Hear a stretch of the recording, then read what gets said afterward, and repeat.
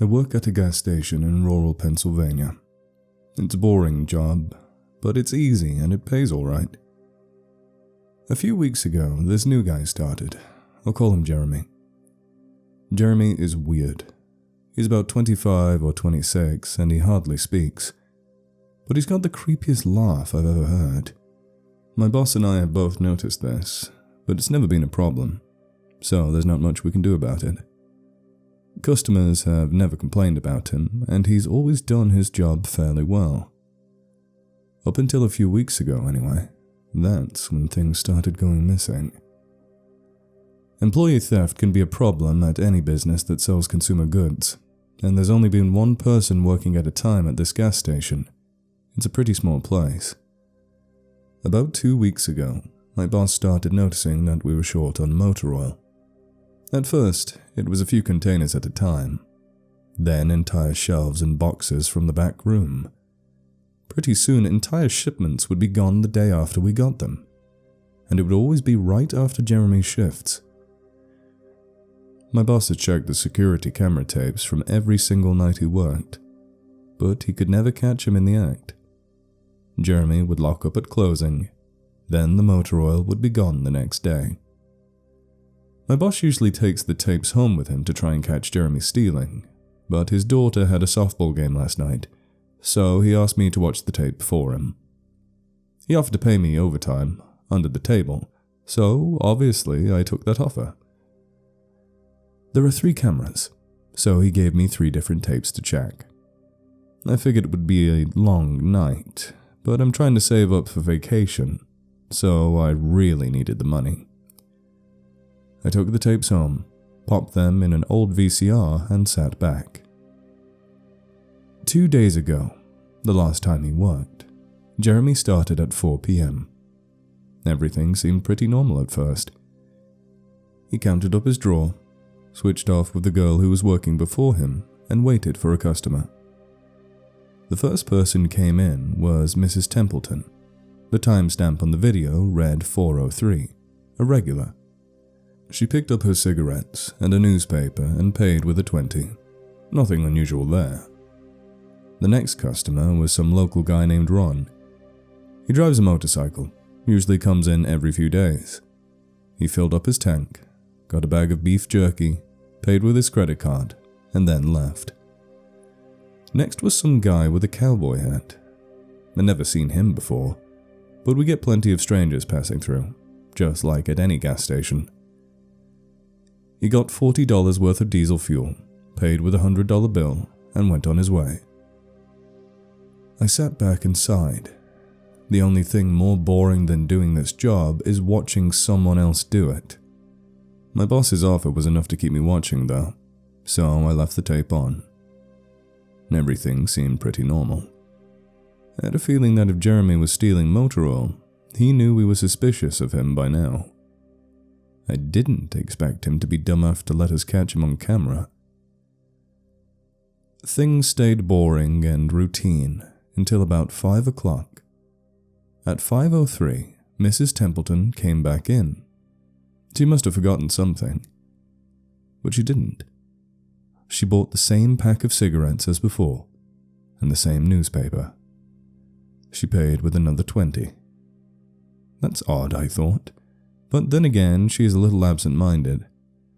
I thought Jeremy should have told her she had already got her smokes, but it's not against the rules to sell somebody the same thing twice. That's when Ron came in again. He bought another tank of gas for his motorcycle again. I later checked the outdoor camera because I thought maybe he had another car he wanted to fill up, and the same pack of beef jerky. He paid with his credit card again. No big deal. I figured this was just a weird coincidence. Mrs. Templeton is forgetful and Ron probably owns more than one Harley. That's when the guy in the cowboy hat came back in. I felt a chill run down my spine. Don't get diesel. Don't get diesel, I found myself whispering to my empty living room. But he did. He got $40 worth of diesel fuel and paid with another $100 bill. Every move he made was identical to his first visit, right down to the way he scratched his nose before walking out. Either this guy is rich, owns a lot of trucks, and just moved into town, or something really bizarre was happening. I kept watching. Every customer for the next hour was the same as before. Every single one. I was seriously freaked out. And then, at 6:03, Mrs. Templeton walked back in. She bought her cigarettes and newspaper and paid with a 20 again. I thought I was going to lose it. I only watched another half hour before I started fast-forwarding through the rest. It was all the same. Every customer would come in at the exact same times, exactly 1 hour apart. Now I know what you're thinking. That sneaky motherfucker Jeremy had messed with the tapes. He'd run a loop of his first hour of business over and over. That wasn't the case. There are windows around the cash register area that the camera covers, and I watched the sunlight fade as time ran on. Jeremy's routine didn't loop over. He swept, mopped, restocked, and did all his duties exactly how you would expect. But the same customers kept coming in. I was panicking at this point. Something was seriously wrong with what I was seeing, and I had no explanation for it. I skipped ahead to when he locked up and walked out to his car. He hadn't stolen anything, but I kept watching just to make sure. I fast-forwarded one last time to about midnight. At exactly 12:03, out of nowhere, Jeremy's face pops up on the camera. I don't mean he moved his head into view, I mean that 1 second the store was empty, and the next, his face was all that I could see. He wasn't looking at the camera. He was looking at me. I was sure of it. I screamed and fumbled for the remote. By the time I grabbed it, he was gone, just as soon as he had left. One frame he was there, the next, he wasn't. My hands were shaking like crazy, but I popped in another tape. The other indoor camera shows the back area, by the cash register, and I would be able to see how he got up to put his face into the camera like that. I skipped ahead to 12:03, but there was nothing. I would have been able to see him standing on a chair or something on this tape, but he wasn't there. I didn't see him enter the store at all after he left. It's like he wasn't really there. He doesn't know the security code, and no alarms were triggered that night after he locked up. What I did see, however, was that at 12:03, the motor oil vanished off of the shelf. All of it. Same as Jeremy's face. 1 second it was there, and the next it wasn't. I turned that tape off and went to bed, but I didn't get a wink of sleep. My body is exhausted right now, but my mind is racing. That tape was undoubtedly the creepiest, most disturbing thing I'd ever seen in my life. I work in a few hours. My boss asked me to bring the tapes back in and let him know what I found, but really, what the hell am I going to say? Jeremy works the night shift tonight, directly after me, and the plan is for my boss to come in just before I leave and confront him with me, as I'm supposed to be the one who caught him stealing. I have no idea what I'm going to do. I suppose I'll have to show my boss the tapes, but I don't want to watch them with him. I never want to see something like that again. I can't get the image of Jeremy just smiling directly into the camera out of my mind. It was the creepiest look I've ever seen on another human being's face. Anyway, I'm gonna go try and get some last-minute sleep before I have to go to deal with this. I'll let you guys know what happens. Update. 2:49 p.m. Updating from my phone. Apologies in advance for any errors. My boss just finished watching the last of the tapes. I told him what to expect, but you really can't prepare someone for something like that. He's scared shitless. I am too. Jeremy is due to come in at 4. We've got a little over an hour to get our shit together, but neither of us knows what to say to him. Is he just a fucked up guy who likes to steal motor oil and scare the shit out of people? Or is he something else? I don't know if this is crazy, but does anyone think he could have anything to do with the time loop? My boss said he never noticed anything like that in the other tapes, but the way he popped up in this one made me think he knew I would be watching. It's like he wanted me to see what he could do. Like he was showing off or something.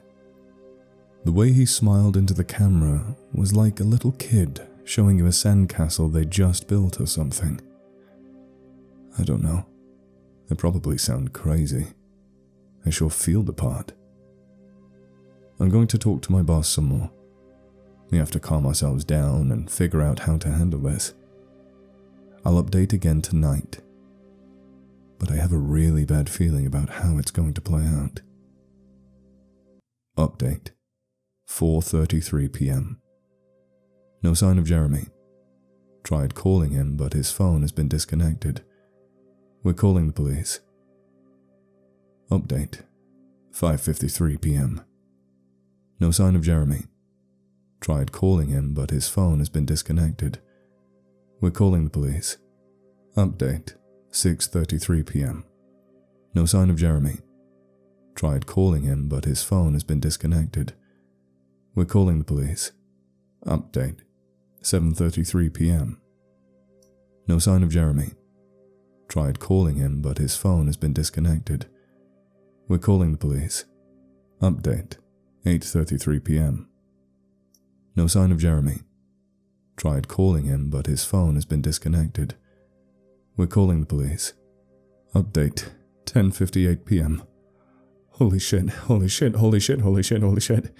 I just got home and saw my previous update. Things make less sense now than ever. Here's what I can tell you. I went to work. Jeremy never showed up. My boss and I decided to call the police, as you're aware. When I picked up the phone to call, though, the sun went out. I shit you not, that's what I thought happened. Apparently, I blacked out for exactly 5 hours because when I looked at the clock, it was 9:33. I think I got stuck in Jeremy's time loop, and then I snapped out of it at the exact point I blacked out, if that makes sense. But that's when things got really weird. My boss was right next to me when I blacked out, ready to corroborate my story to the cops. When I came to, the phone was in my hand, but it was dead. Not even a dial tone. My boss was still right there, but he wasn't moving. He was standing up, but frozen. I looked at the clock again, and it wasn't moving. The second hand was stuck on the 12. It was 9:33 exactly. The clock on the register computer screen wasn't moving either. My phone was frozen. There was even a customer at the register, waiting for my boss to get him cigarettes. I'm betting that would have been his 5th pack of the day. I got the fuck out of there. Didn't lock up, didn't turn the lights out, and sorry guys, I didn't grab the security tapes to upload onto the internet. Believe me, that was the last thing on my mind. The gas station is on a major highway, and cars were parked all along it, except they weren't parked. They were frozen. The people inside were sitting still as wax statues. I got in my car and prayed that it would start. Thankfully, it did. About halfway home, time started up again. The static from the radio turned into music, like it's supposed to be. And from what I could tell by listening to the host talk in between songs, no one noticed the time freeze, or whatever it was. I was the only one. Well, I'm sure Jeremy noticed as well. I still have no clue where he is or what he's doing. I'm hiding in my room and calling the police again in the morning. I don't know if I ever got through to them before, or if I did, whether they took me seriously. I'm scared for my life at this point. I'll update tomorrow, if I can. Final update, 10:33 a.m. I finally fell asleep last night around 4. I have no idea how I did it. I guess exhaustion finally got the best of me. This morning, I woke up to my phone ringing. It was my boss.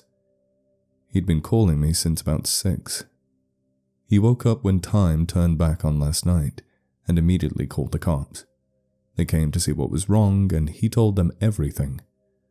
The police around here are small-time cops. They were more concerned with the missing motor oil than anything, but my boss figured he would take it, as long as he had their attention. They decided to go looking for Jeremy. We keep all our employees' applications on file, and since Jeremy just started working here, his was easy to find. They checked the address on it and headed over to his house. You're not going to believe what they found. The address Jeremy listed on his application was an empty lot, or at least now it is. There used to be a house there, but it burned down in 1993. Being a small town, almost everyone remembers that fire. A family of 4 used to live there way back then. Rumor has it that they had an estranged son who they never really talked about, but I can't say for sure if that's true. What I can say is true is that after an insurance investigation, the fire was ruled an arson. The entire house was soaked in oil and torched with a Molotov cocktail. The entire family was sleeping when it happened. None of them survived. They never caught the guy who did it. Rumor has it that when they tried to contact the estranged son, no one could find him. Anyway, my boss called and told me this, and I freaked out. Then he asked me to come to the gas station. "What, are you crazy?" I said. But he assured me that the cops were there with him. Then he dropped the bomb. The FBI were also in town, and they were going to talk to me one way or the other, so I might as well come in. It was about 7:15, and I wanted to go back to bed, but I figured I wouldn't be able to sleep much more anyway, so I went down. 4 men in suits greeted me and told me to have a seat. We went over everything 2 or 3 times until they got all the details down. I told them about Jeremy, the security tapes, last night at work, everything. Finally, after I finished, one of the agents said, "Oh Christ, we got another one on our hands." Then they made me sign a bunch of papers saying I wouldn't tell anyone about what happened. So I can't say much more. I might be breaking the law just by posting this. So now I'm home. I'm not sure what to do with myself. That agent's words when I told him this story are going to haunt me the rest of my life.